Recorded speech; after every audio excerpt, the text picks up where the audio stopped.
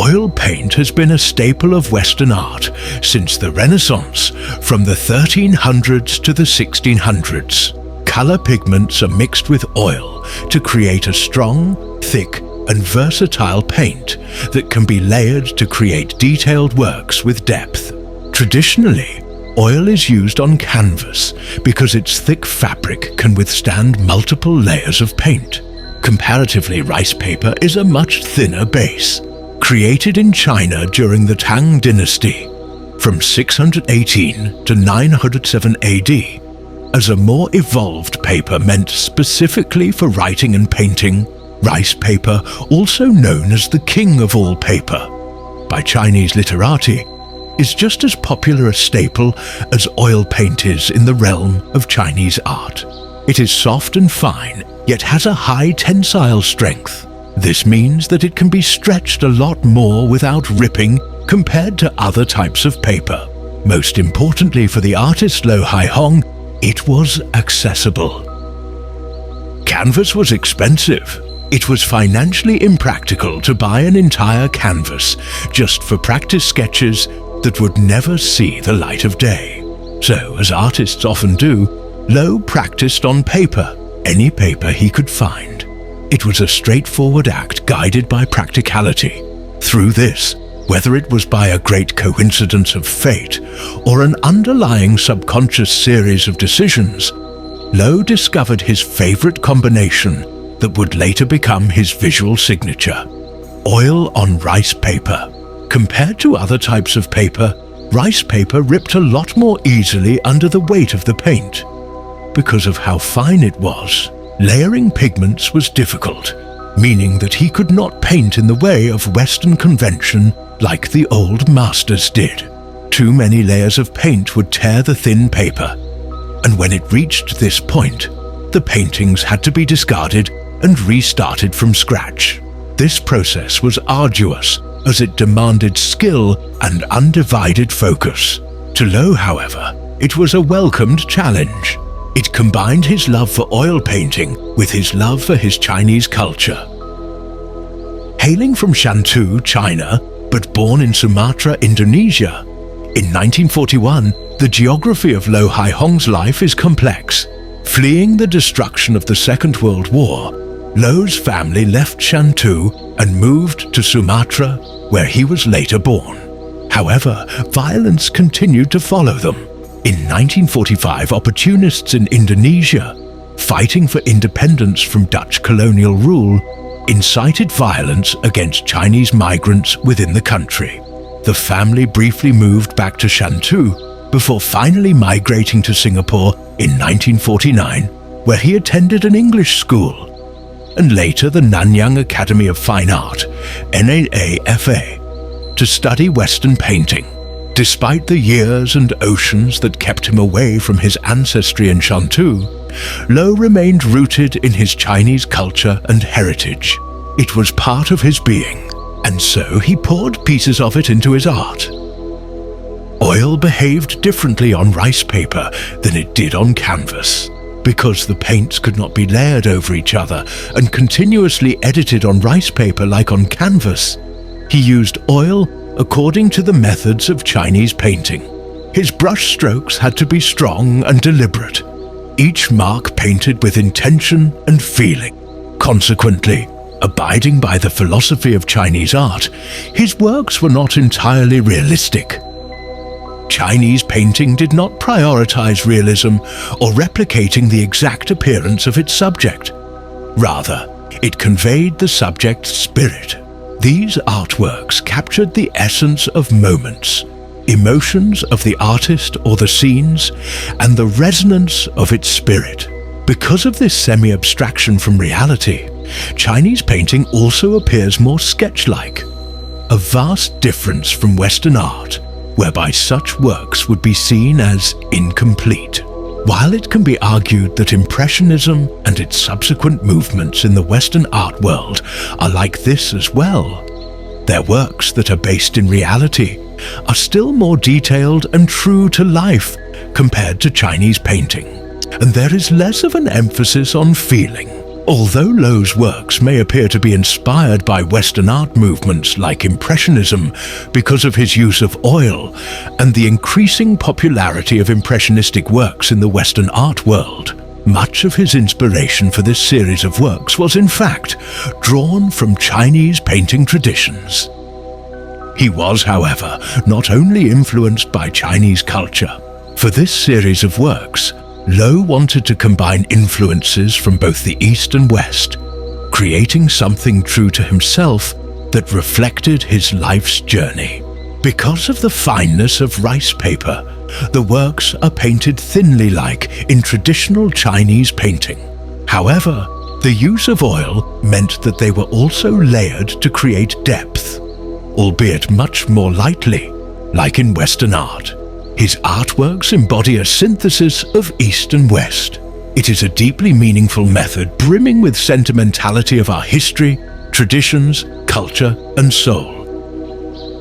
In 1973, cultural theorist Stuart Hall, 1932 to 2014, released a paper titled Encoding and Decoding in Television Discourse, which argues how we understand things is rooted in our culture. It is the tangible things, our food, language, art, and music, and the intangible things like our values and beliefs. Culture is interwoven in the fabric of our existence. And no matter how much we think we exist differently and entirely independent of it, as unique individuals opposing the status quo, it is irrevocably core to our sense of self. We are the people we are because of our cultural experiences. It is the same reason why Europeans tend to have a greater appreciation for art, why Asian societies are more collectivistic, and why Americans drive so much more compared to the rest of the world. Culture is comprised of our shared beliefs and values, how we should behave, what is important, what is right or wrong. But it is also so much more. It shapes us as individuals and, in turn, how we make sense of the world around us through our social identities. How we understand is thus built off our social and cultural contexts. As such, a strong artwork must have roots in its cultural and social sphere.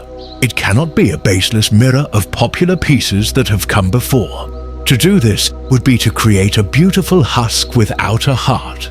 A meaningful piece of art has the complex and vulnerable task of bearing a part of the artist's soul to the viewer in a way that can be easily understood.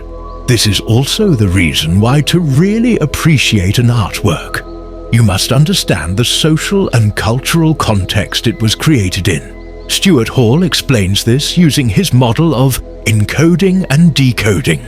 The meaning behind a piece of media, in this case an artwork, is encoded into it by the creator.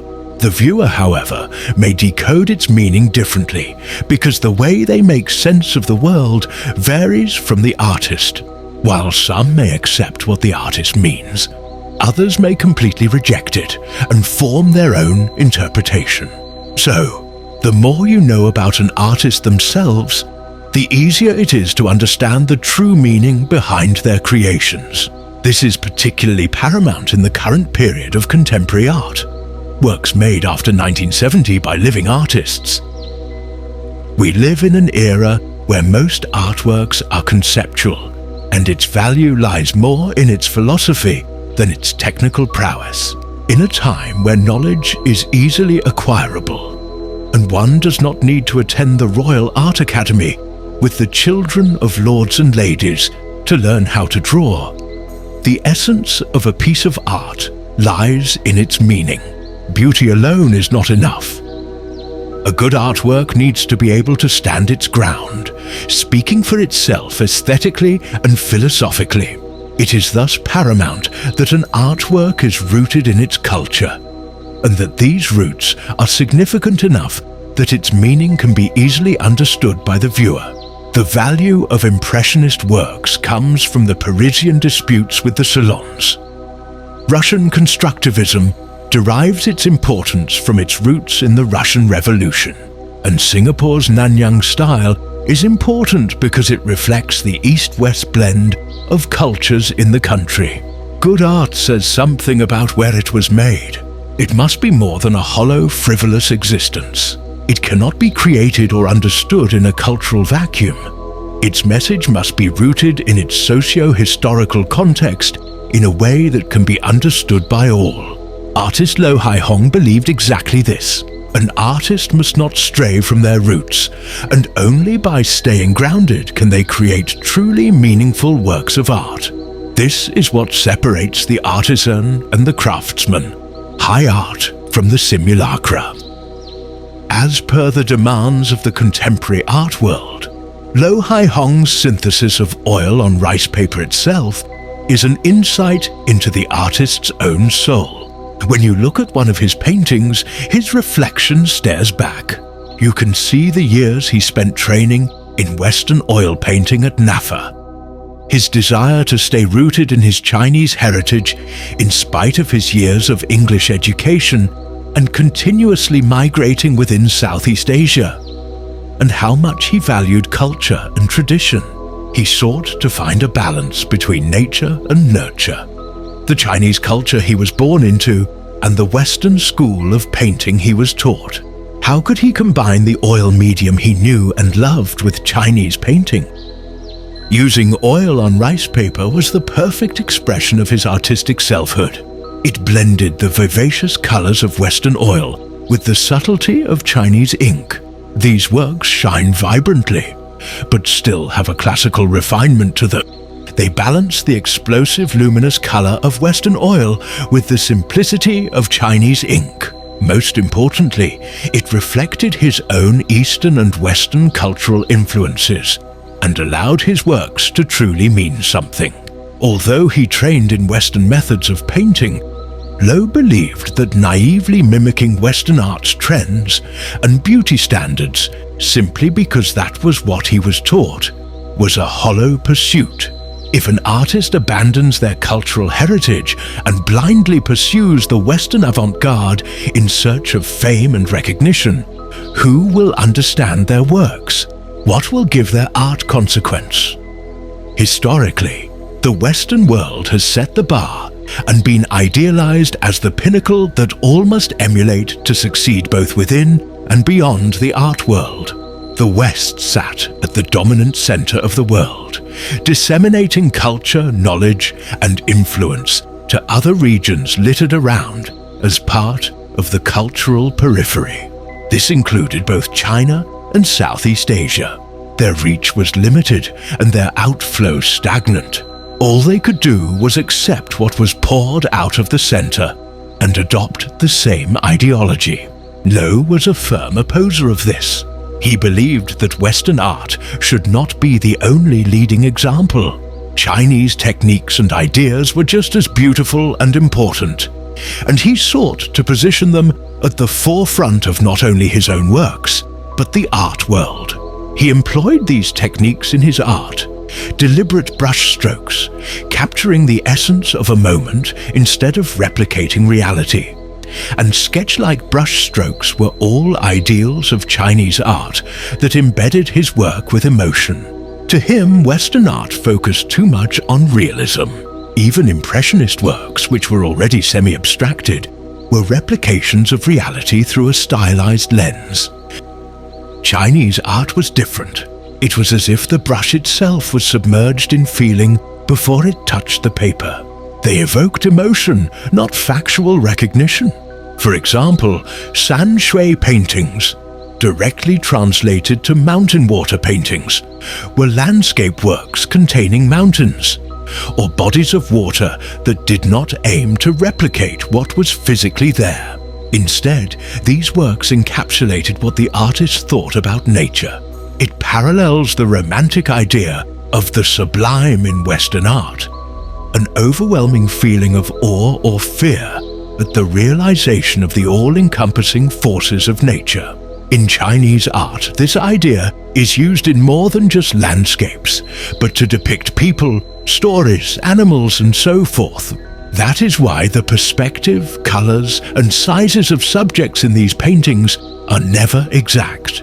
It is not scientific but spiritual and evocative.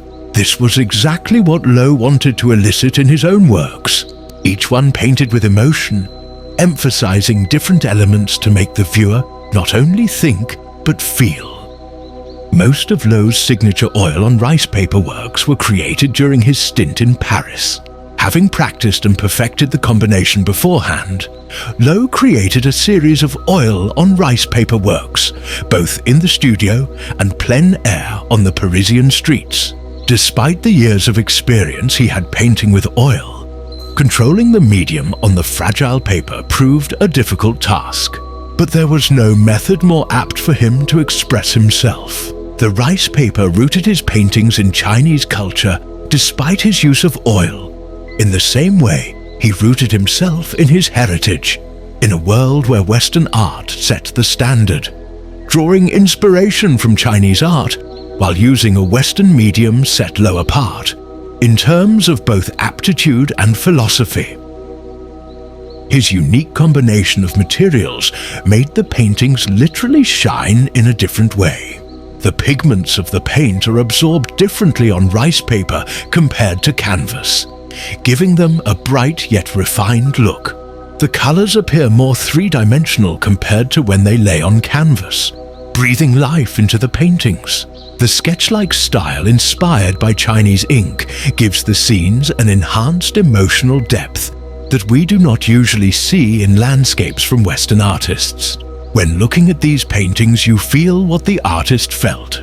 You see through his eyes as he walks the Parisian streets, and it makes you feel as if you knew him. Perhaps somewhere, someplace, in a different time. The artwork shows us everything.